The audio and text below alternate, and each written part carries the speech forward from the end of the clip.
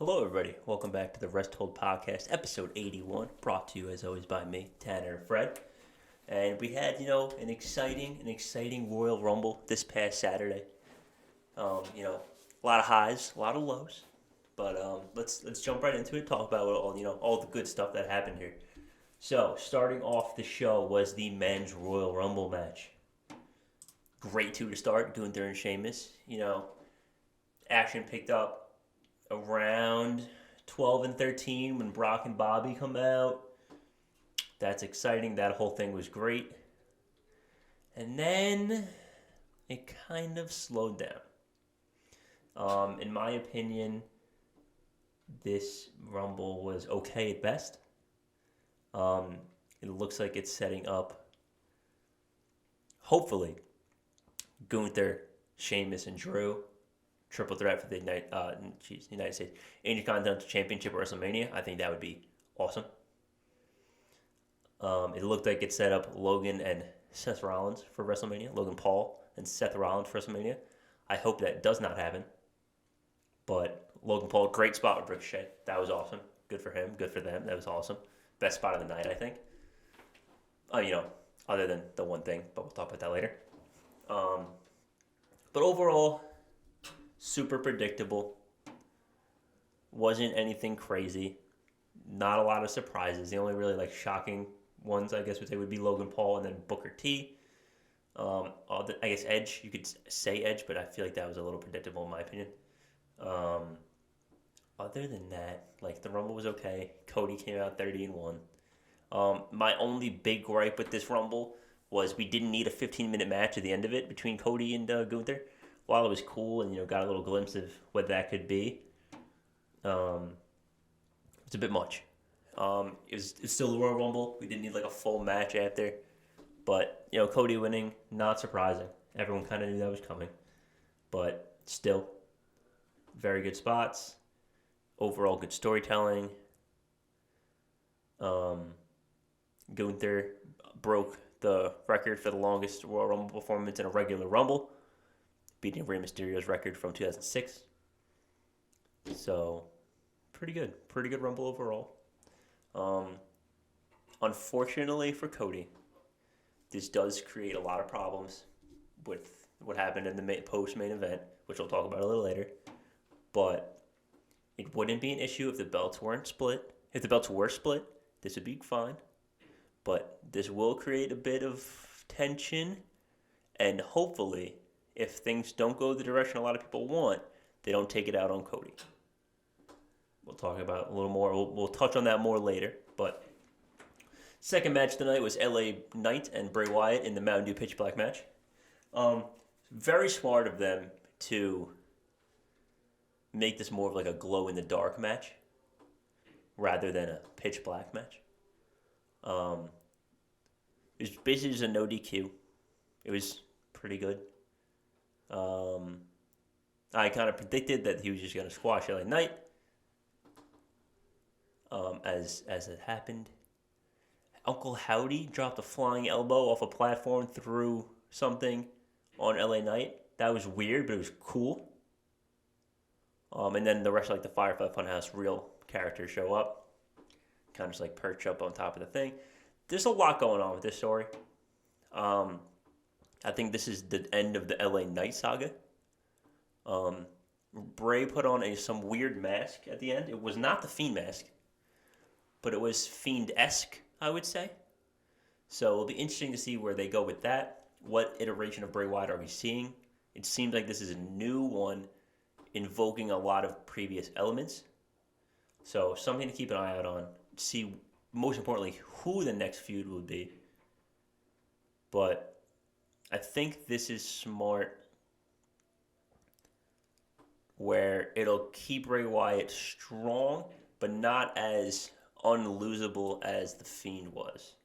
Where on the Fiend before, if the Fiend loses, it's really harmful to that character and the whole Bray Wyatt aura. Where this character, it's still Bray Wyatt. So if you are careful about how he loses, and especially careful about how he wins, you can keep this going for a long time. So we'll see what happens. this is kind of like chapter one of, I think, what's going to be a long story about what's going on with Uncle Howdy and Bray and the Firefly Funhouse and Alexa Bliss, and there's a lot going on. So we'll see what happens. Speaking of Alexa Bliss, next match is the Raw Women's Championship. It was good. Alexa looked a little more aggressive than normal. Pretty okay match. It seemed like they never really got into it. It seemed like it was kind of just... I feel like a lot of people were waiting for an Uncle Howdy interference or a Bray Wyatt interference or something of that nature and never got it. So while we're all sitting here waiting to see, okay, what's going to happen, and then nothing did, it's a little weird for everyone. So I feel like that's kind of why the pace felt weird. The timing of a lot of things felt weird. It feels like we were waiting for this climax to happen, and that was never a part of the plan, I guess. Even though they really did pitch it like it was part of the plan, like how much the influence of Uncle Howdy had on this feud building up. So we'll see what happens. But Bianca retains. At the end, they showed this whole thing with Bliss about all the weird stuff she did before and when she was under the Fiend's control and this and that and the other thing. And they showed like this big package. It was like a 2-minute package. It was actually pretty long. So it seems like Bliss will continue to take this, this dark character again. We'll see what that relates to. Hopefully it's not the, I don't remember the doll's name, but not anything with that doll again because that was not great. But we'll see what happens. Something to keep an eye out on is Bliss and how she ties into the whole Bray Wyatt saga right now. But, yeah, just give me 1 second. Just take a quick sip of beverage. Yeah, sorry. So, just briefly to stay on the women's title picture. We'll talk about the Rumble next, but the winner of the Rumble was Rhea Ripley. The women's Rumble. Again, predictable. Not necessarily a bad choice, but predictable. I think her, Asuka were kind of the main two people had in mind. Asuka didn't make her return. Again, doing this now, I guess again, technically. First time WWE, but again, now coming back with this darker character. I was told by one of my friends who's a little more versed in the New Japans that this is a character similar or identical to what she did in New Japan for a little bit. So we'll see what happens with this. It's kind of like this weird, creepy character more than it is supernatural. She's just weird. So we'll see how that plays out. But Elimination Chamber is the next premium live event for WWE. So the final four of the Rumble were Liv Morgan, Raquel, Nikki Cross, and one other person other than Rhea. So the final five, I guess. And the final five. And Asuka. So those four have guaranteed spots in the Elimination Chamber. And then there will be, I believe Adam Pearce said, 2 Fatal 4-Ways? Either Fatal 4-Ways or Triple Threats. This coming Monday and the following, which will determine the final 2 spots in the Chamber. Just to quickly stay on the Chamber, and then we'll come back to the women's division. The Chamber for the men's is for the United States Championship. It'll feature Austin Theory, Seth Rollins, who just won a qualifying match, Johnny Gargano, who won a qualifying match, and Bronson Reed, who won a qualifying match. So we'll see what the other 2 are next week, I believe, and then we'll get into that story. But appears as though Bobby Lashley still has some unfinished business with Austin Theory. Brock Lesnar obviously still has some unfinished business with Bobby Lashley and vice versa. So that's something to keep an eye on for the United States title picture and as we move into Elimination Chamber. Now, coming back to the women's division. Rhea Ripley wins, chooses Charlotte Flair, surprise, surprise, as the person she will face at WrestleMania. Not surprising, this is going to be a callback match to their 2020 WrestleMania match, which had Charlotte defeat Rhea for the NXT Women's Championship. I think this time the script will be flipped. Rhea Ripley will defeat Charlotte Flair. Maybe move Judgment Day to SmackDown. Maybe have her and whoever wins the Chamber flip. Or her and whoever, if it's Bianca, flip. If not, whoever wins against Bianca flip. We'll see what happens. But I think that's the path they're going to go because I don't think it's a good idea to pull all of Judgment Day to SmackDown. SmackDown has a lot of stories going on with a lot of different groups, and not a lot of time. So keep that in mind. Now, speaking of SmackDown groups, Roman Reigns, the big buzz of this week, the segment that stole the show of the Royal Rumble, Roman Reigns versus Kevin Owens. First of all, post-match stuff aside, this match was phenomenal. Phenomenal. There are so many times when this is a testament to both Roman Reigns and the people he competes with, notably Kevin Owens, Seth Rollins, people of that nature. I know in my head, logically, Roman Reigns is winning this match. No shot. There's no doubt in my mind they're taking Roman Reigns to Mania with the titles. It only makes sense. As somebody who, analyzes wrestling more than the average fan, more than just, I put a little more thought into it, obviously, than if you're watching the podcast, you probably do as well. More than just tuning into regular television and be like, oh, he won, he lost, whatever. He's obviously taking the belts to Mania. Kevin Owens and Roman Reigns had me convinced multiple times that Kevin Owens was winning this match. Roman's kick out, where he kicks out with just the shoulder and everything, insane. Fantastic. There's so many things that they do, that small things in this match, that make you truly believe that Roman's going to lose. And that's just a quick thing I want to say about both those guys. Fantastic. Kevin Owens never gets enough credit here in this business. Should be a champion. Unfortunately, there's one belt. There's right now, should be two. Kevin Owens deserves to be in the main event picture for the foreseeable future. Now, let's get into the post-match. Kevin Owens loses. Puts him away. They're about to put the lays on Sami Zayn. The lay. The flower necklace, for those who don't know. Roman stops him. Tells the Usos, go get Kevin. Beat the crap out of him. They do. Handcuff him to the ropes. They do. Super kick him 50 times. They do. Roman's about to hit KO in the head with a chair. Sami stops him, says, no, it's beneath you. Don't do that. You're the tribal chief. You don't need this. He's done. He's finished. Roman says, you're right. It is beneath me. You do it. Sami says, what? Me? Roman says, I've given you everything. You were nothing before you joined the Bloodline. Blah, blah, blah, blah, blah. Starts pushing Sami, pushing him in the face. Blah, blah, blah. He walks over, he's talking smack to Kevin. Sami, he's had enough. And Seth Rollins-esque chair shot to the back of Roman Reigns. Everyone standing there in disbelief. Jay, heartbroken. Sami, what are you doing? Jimmy super kicks his head off. Solo and Jimmy beat the brakes off him. Roman beats the brakes off him, rips the shirt off. But Jay's standing there not doing anything.